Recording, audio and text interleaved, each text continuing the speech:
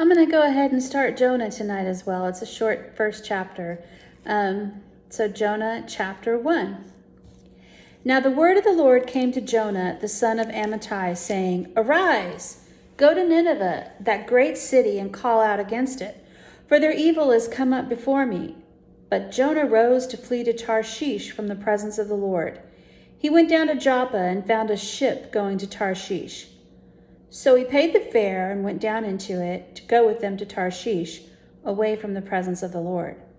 But the Lord hurled a great wind upon the sea, and there was a mighty tempest on the sea, so that the ship threatened to break up. Then the mariners were afraid, and each cried out to his God. And they hurled the cargo that was in the ship into the sea to lighten it for them. But Judah had gone down into the inner part of the ship and had lain down and was fast asleep. So the captain came and said to him, What do you mean, you sleeper? Arise, call out to your God. Perhaps the God will give a thought to us that we may not perish. And they said to one another, Come, let us cast lots, that we may know on whose account this evil has come upon us. So they cast lots, and the lot fell on Jonah. Then they said to him, Tell us on whose account this evil has come upon us. What is your occupation? Where do you come from? What is your country, and of what people are you?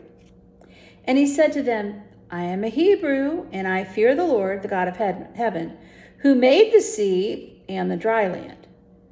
Then the men were exceedingly afraid and said to him, What is this that you have done?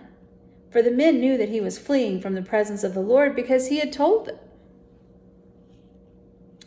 Then they said to him, What shall we do to you, that the sea may quiet down for us? For the sea grew more and more tempestuous.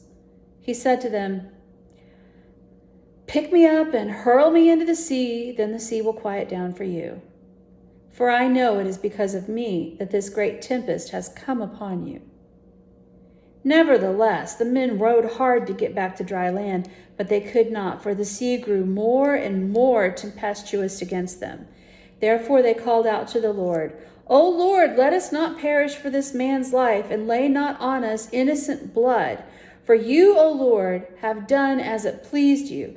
So they picked up Jonah and hurled him into the sea, and the sea ceased from its raging. Then the men feared the Lord exceedingly, and they offered a sacrifice to the Lord and made vows.